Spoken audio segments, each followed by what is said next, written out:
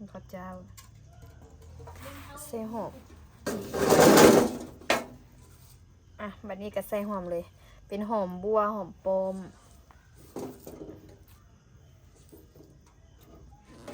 อันนี้บัดนี้เราไว้ใส่หอมสีสักสีหมด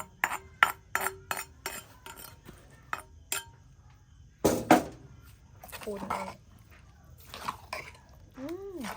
อยู่เข้าเลย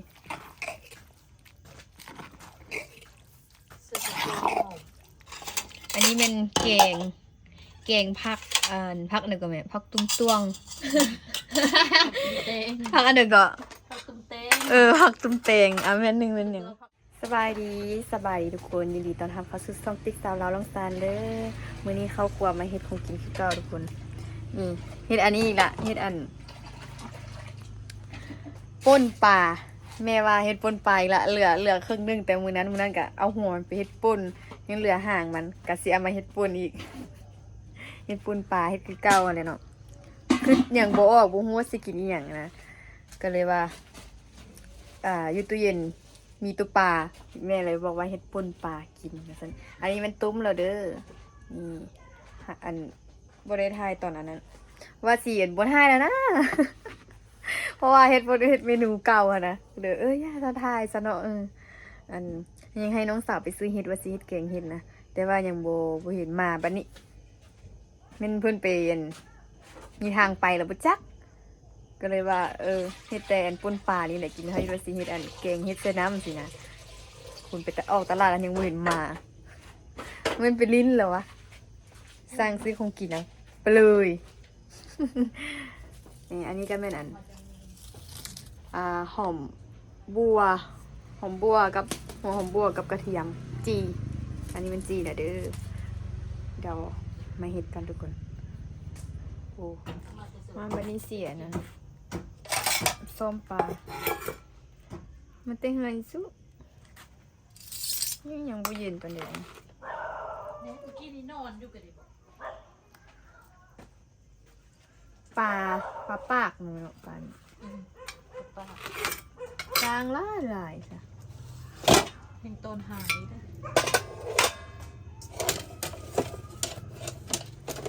นี่นะเห็ดต้นหัวมันไม่ได้เห็ดต้นหางมัน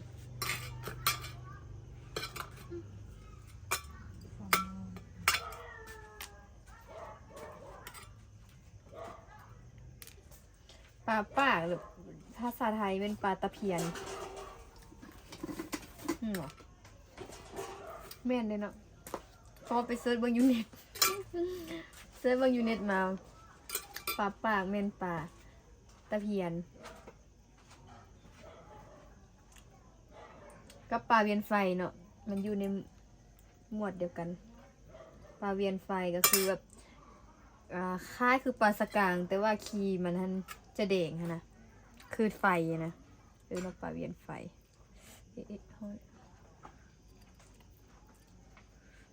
กลางไหลอะไรวะ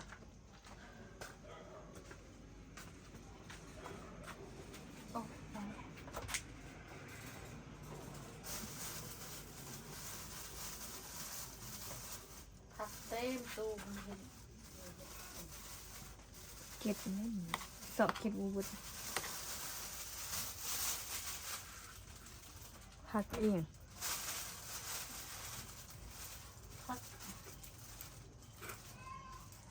ผักอันนั้นจะเริ่มกินผักนี่ผักปังประมาณก็เก่งเลยแกงแล้วปะโบเขาว่ากระเก่งเลยยี่เมว่าชีเก่งผักสิเกงทั่วซื้อผักต้มต้อยผักตุ่มต้อยผักเองผักตุ่มต้อยต้มต้อยผักเตงไปเดี๋ยวผักตุ่มเตงก็ได้ผักตุ่มต้อยก็ได้อันนี้เบิ่งอันนี้มาผักตุ่มต้อยผักขมดิบางคนก็ผักโขมบางคนก็ตุ่มต้อยบางคนก็อันนี้บ้านอันแต่ละบ้านหันเอิ้นผักอีหยังทุกคนนี่นะอีเมียว่าอันนี้ซื้อผักตุ่มแตงบางคนเอิ้นผักตุ่มต้อยที่ว่าเป็นผักขมมันมากมันเป็นสีดำอันนั้นบ่แม่นี่ผักตุ่มต้อยเห็นว่าแล้วสีแกงใส่กับมักถั่วสัน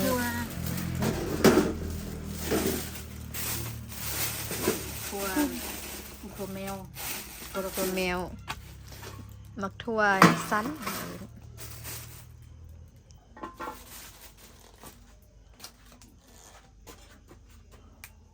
ส้มกลางหลายใช่ปะ ลายละปานบนห่างมันแห้งลาย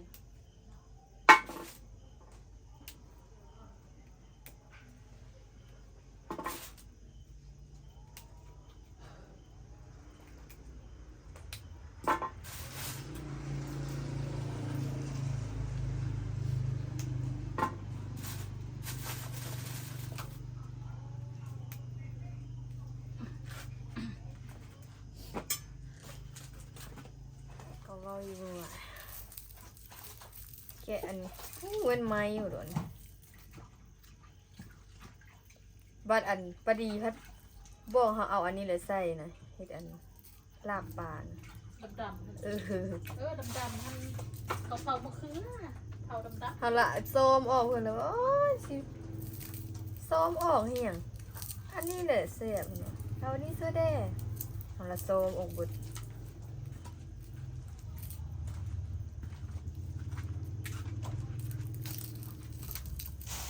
เฮ็ดปลาเอื้ออีโพเป็นนัวนี่จะ เขาเอากินหลายยังบ่ทอเพิ่น ๆคนกินง่ายใช่บอก เบิ่งเขาใส่อัน พดีนะ บ่วงนึ่งไปละเพิ่นยังว่าบ่นัวเพิ่นบอกให้เขาใส่อีก อานางคือกัน อันตรายสุดแต่เบิ่งเราแต่งกินนี่ ทั้งนัวทั้งเผ็ดทั้งเค็มทั้งแซ่บอยู่นัวคู่ ว่าเขากินเป็นนัวหลายยังบ่ทอก็ใช่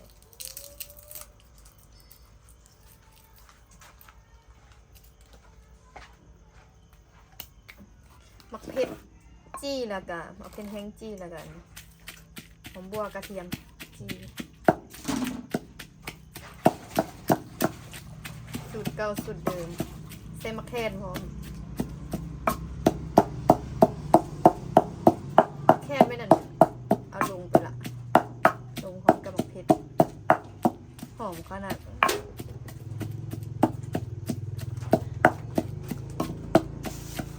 หอมจริง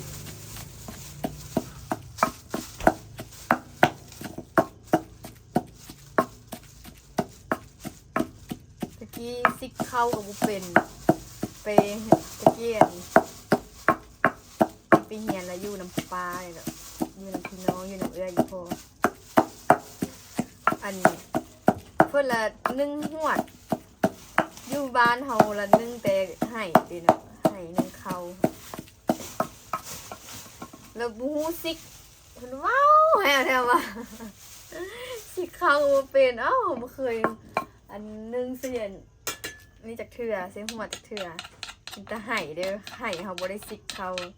นึ่งมันสุกแล้วก็วีสินะเอาปลาลงไปตำเลยว่าแม่ เออ อันนี้กับปลาที่เขาซ้อมเมื่อกี้กลางไหลให้ไหลวะซ้อมดีได้ไหมดีแต่ก็ยังมีอยู่เนาะไปอยู่น้ำเพื่อนอะไรก็จนอันซิกเข้าเป็นเลย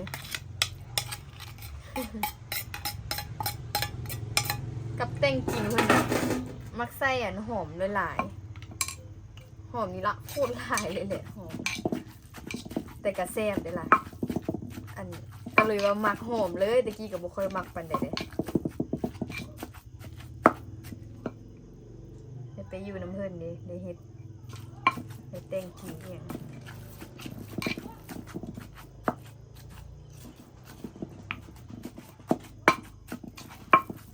ไปอยู่จะปีวะ2 ปี2-3 ปีนี่แหละ2 ปีบ่แล้วก็ไปเช่าห้องแถวอยู่จบแล้วก็ไปเช่าห้องแถวอยู่เวียกวันนั้นนะ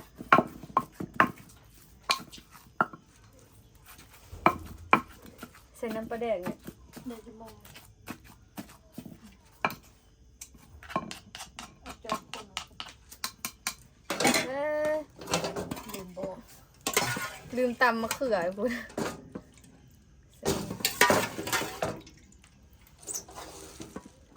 ต้มมะเขือ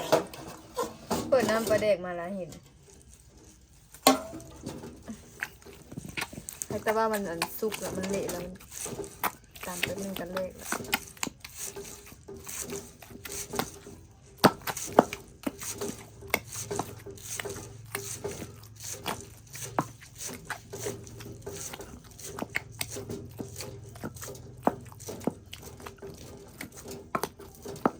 บัดไปอยู่น่ะมันปลาคามหัดบ่ได้เฮ็ดมีแต่อันเพิ่นบ่เฮ็ดนะแต่งกินบ่ถูกใจเพิ่นเด้มีแต่เพิ่นกับผัวเพิ่นแต่ป้ากับลุงเฮ็ดลูกเพิ่นก็บ่ได้เฮ็ดเด้มีแต่อันนึ่งข้าวล้างถ้วยอันเด้อเพิ่นละแล้ว แต่กินบ่ถึกปากบ่กินก็ อันแต่งกินแล้วเพิ่นบ่ให้เฮ็ดมีแต่ล้างผักล้างมีอันเด้อเพิ่นนั่นแหละเฮ็ดเองเพิ่นนั่นน่ะเพราะว่าอันผัวเพิ่นก็มักแต่งกินเพิ่นก็เฮ็ดแซ่บกว่าล่ะเพิ่นก็แต่งกินแซ่บ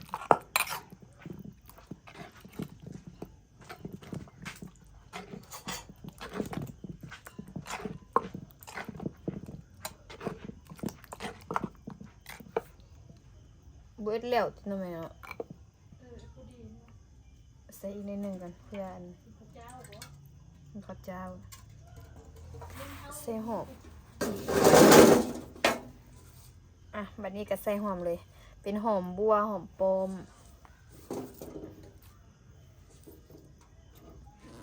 อันนี้บัดนี้เราบ่ได้ใส่หอมสีสักสีหมด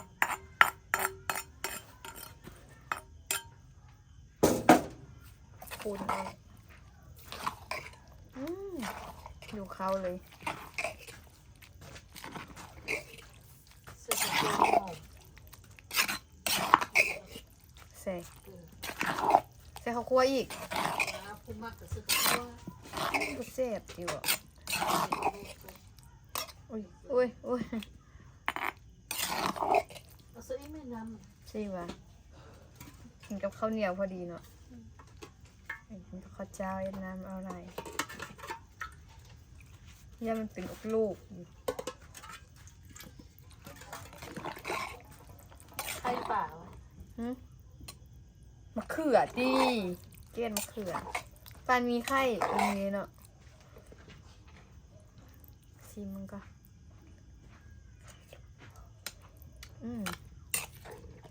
จาง น้ำปลาเลย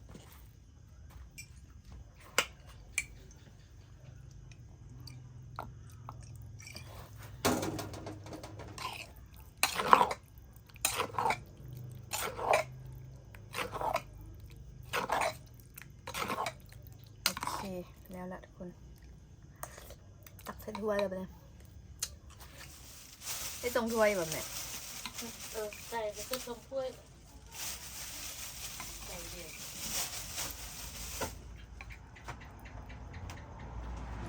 ลวกกลางเลยนะนี่คนลาบป่าโบแมน ป่นปลาตะเพียนหรือว่าป่นปลาปากเนาะ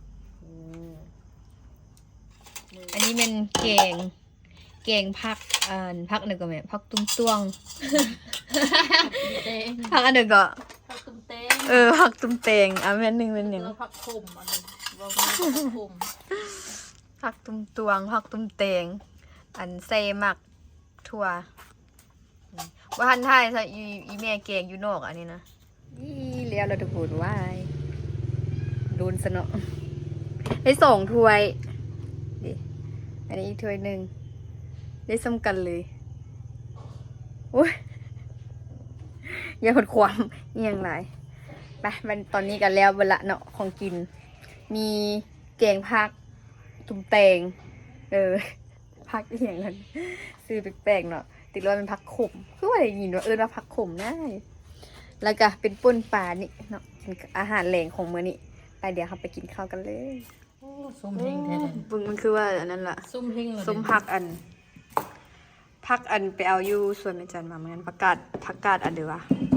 ผักกาดต่างประเทศ อันนี้แม่นอันนั้นปอดแห้งเอ็นแห้งทอดนี่อาหารมื้อนี้ก็จะมีประมาณนี้ทุกคนมีส้มผักทอดปอดแล้วก็แกงผัก ปนปลากินกับผักสลัด อันนี้มันเจลมะแคนมาเด้อทุกคนกินข้าวแรงกันเด้อให้กินข้าวเปียกเมื่อกี้นี้บทันยากปันใด โอ้ยอยู่ตั้งหลายเลยดู ของเฮาบุตักลายเด้อของเฮา ได้สมเพลงแรมนี่นะ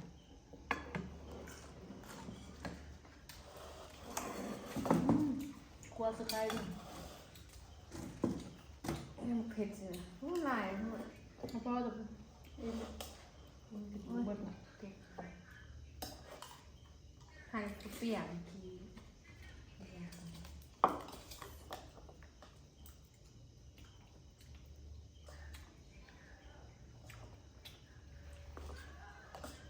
เอามันหอน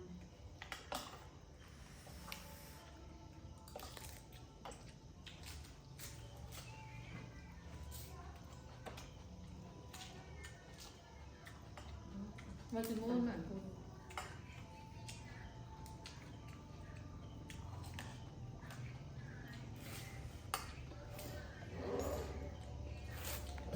น้ำแป้งลึกไปก็ดี โอ้คนเฮ็ดเวียกหนัก คนฮู้เฮ็ดเวียกยังไปได้ก็เกิดมาเราไปเฮ็ดเวียกหนักเพื่อ ด่วนใช้สบู่อยู่เขาเอาไปกระลาแขวนเนี่ยมีอะไรเนี่ย ขับประกาศไปนั่นน่ะ แต่ว่าเขาฮับมีทุนวะเขาเรียกว่าทุนทุนฮาวหรือทุนบาน ขึ้นเข้าหั่นแหละบัดหมดกำหนดมาเขากลับมาเขาก็ฮักเอา แล้วคือ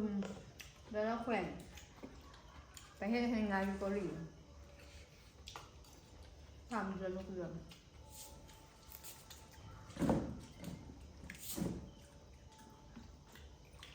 เท่าไหร่แล้วสูง เต้าประมาณเนาะ หรือเจ้า ถ้ามีเงินวันนั้นไปเนาะ เอาอีเต้าไปเกาหลีบ่ตู้บ่ได้ไปสิเอาจะอยากไป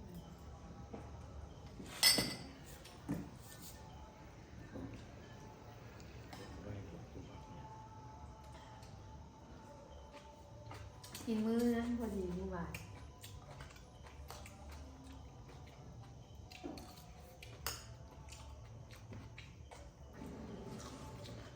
ผมหมด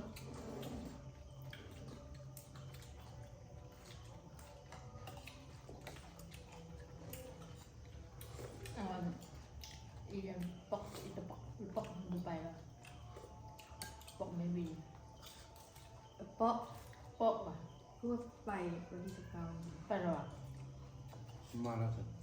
มาแล้วก็เหมือนกัน มาไปที่ ไปทางหัวทางนี้เขาคือว่าเขาไปพร้อมเดียวมันมาทางนี้เนาะมีกลุ่มผัวเมียมีกลุ่มเดียว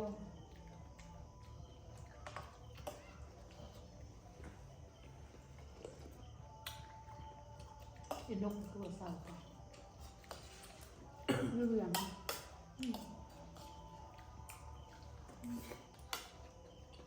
เปิดห้างนาน